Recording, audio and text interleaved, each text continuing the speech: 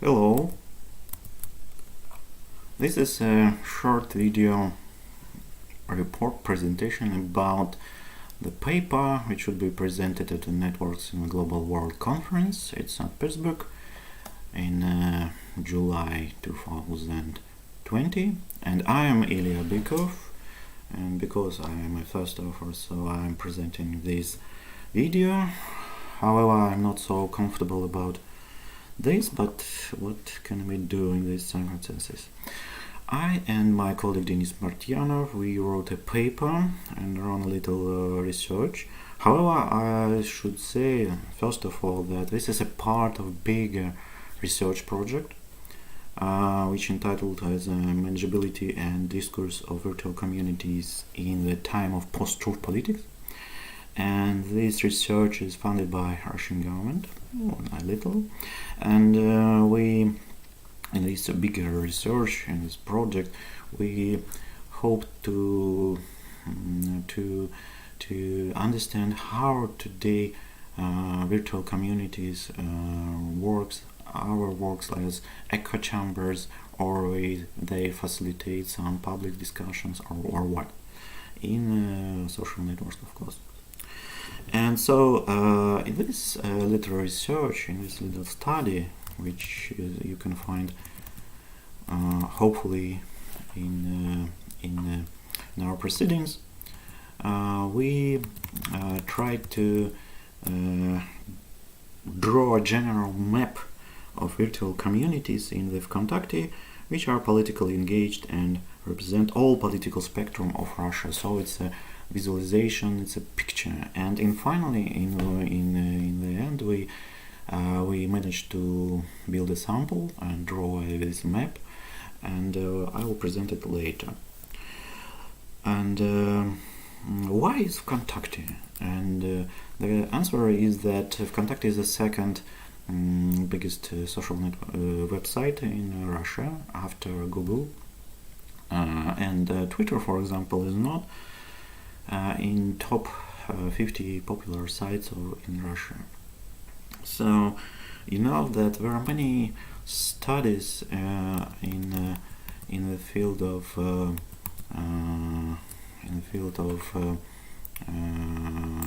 Twitter and political communication in Twitter. This is a very normal presentation about this work of Denis Tuchel and others.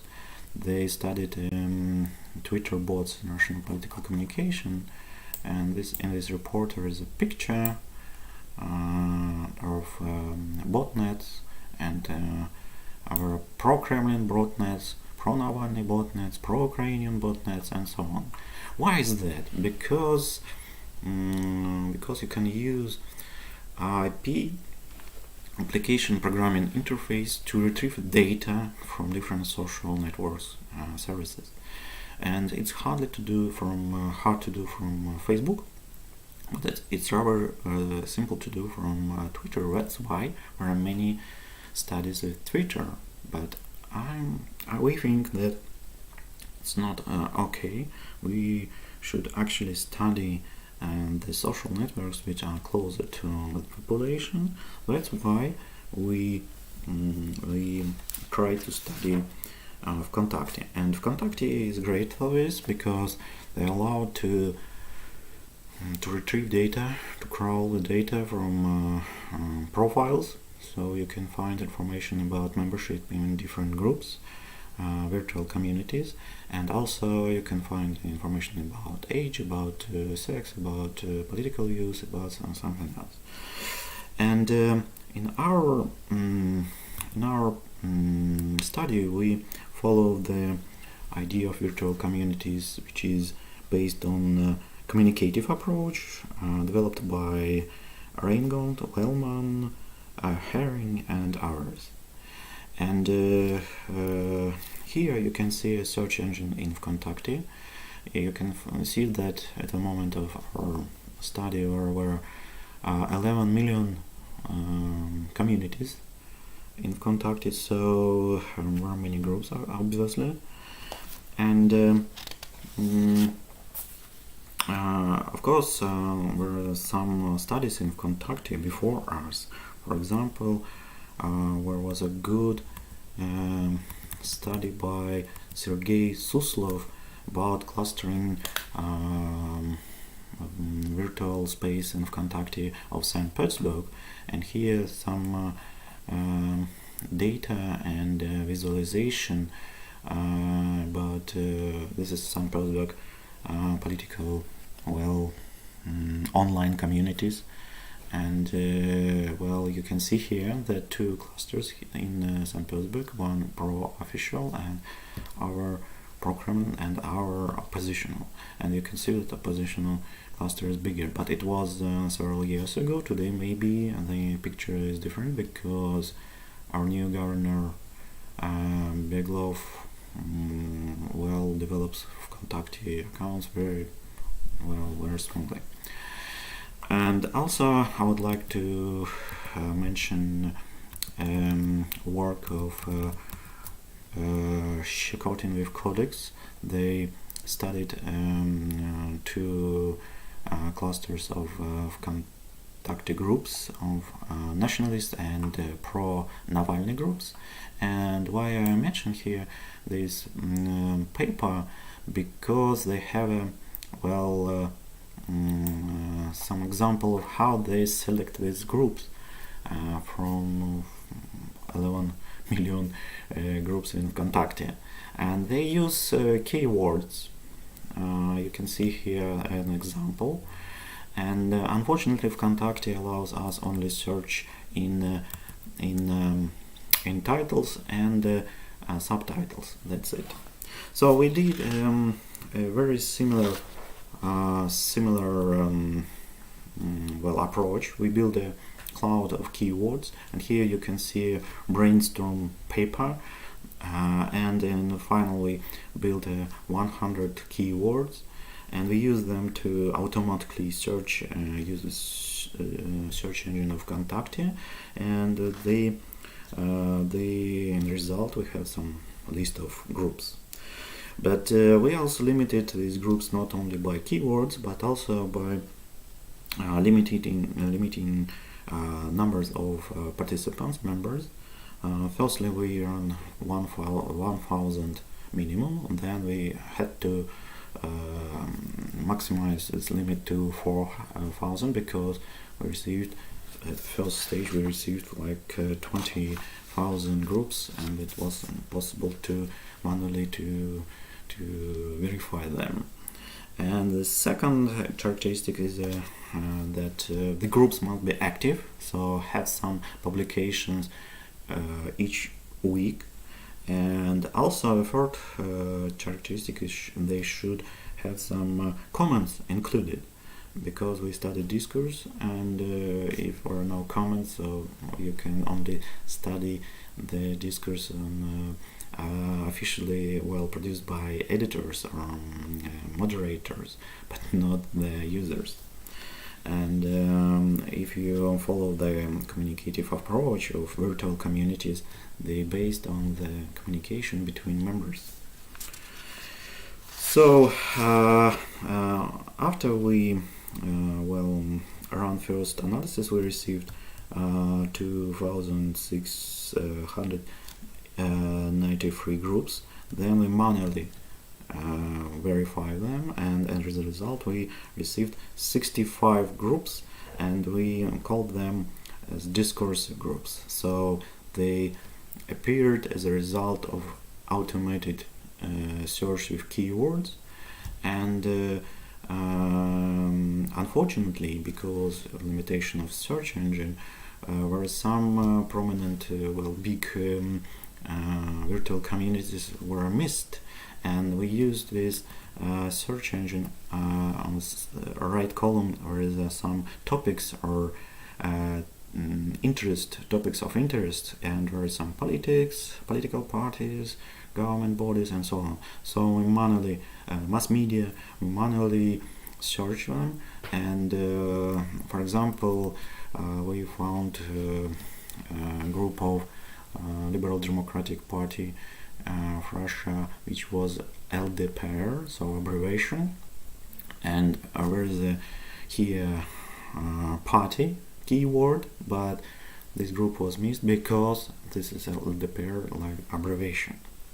So also we added more groups by adding them manually, and we received as a result 115 groups, and here on GitHub you can find a link in our paper where is a complete list of groups which we received, and you can see here anarchists, communists, liberalism, libertarians, conservatives, and so on, and some parties, mass media, state bodies, hobby, non-government organizations, and in order to build also we retrieved all that profiles, and we built a map according to mutual membership in different groups, and we used Gephi program to build a picture of these politicized virtual communities, and but also we received some data about social demographic characteristics. For example, here you can see the percentage of male participants in different groups. In the left up corner you can see feminists, and you can see that the male participants less than 20%. Also the same picture, almost the same picture in green groups, about green ideology, and opposite situation on about libertarians and army and military forces questions, or right side of this slide. This is result we received, and this is a big general picture, and green one is discourse groups, and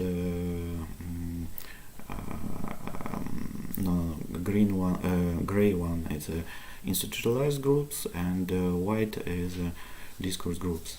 And you can see that in the center of the this is a periphery, yes, so discursive groups which are ideologically motivated and discussing some particular political interests, they are on periphery. You can see it very brightly. And if we can see on the institutionalized, which we found by manually by interests and political parties, mass media, and so on, you can see that they are in the center of the graph. They're much more important than discursive groups.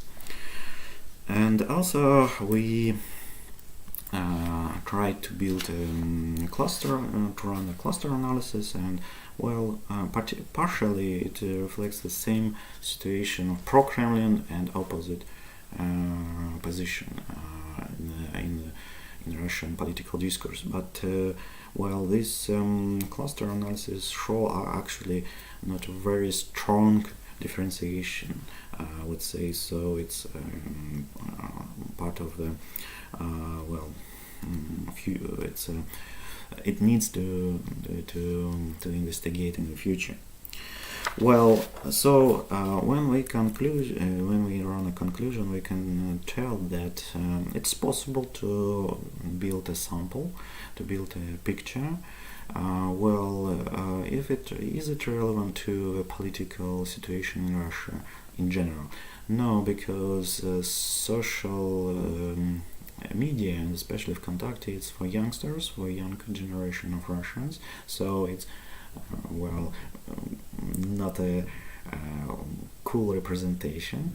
And but if we are talking about Vkontakte especially, we think that it's rather close to represent this political groups in Vkontakte, and we have a very surprisingly well distributed. All ideological subgroups are presented, and all major political participants are here, and we can see that mass media in the center, and following by some institutionalized groups, like groups of political parties, like some ministries, and and ours. And we will be very grateful if you have some comments or advices how to improve our technique to build a more reliable methodology to build these samples of virtual communities. But we think that we did what we can do at the best, and results are very interesting. And of course we aimed to different questions. It was the first part, but we finished our study and published a book, and one of the chapters here is about this network analysis, which followed by our methods like discourse analysis and experiments. We in the end we did some experiments how these virtual communities react to the comments which are not in line with main political attitude in this group. For example, feminists, they react very strongly. They ban anyone who have something to say about feminists and something different. And on the other hand, mass media groups, they like, okay, have freedom of speech, so you can publish everything in mass media groups in Vkontakte. So thank you for your attention. Hopefully I didn't miss anything important, and feel free to send any comments and ideas how to improve our methodology and so on. Thank you for listening. Goodbye.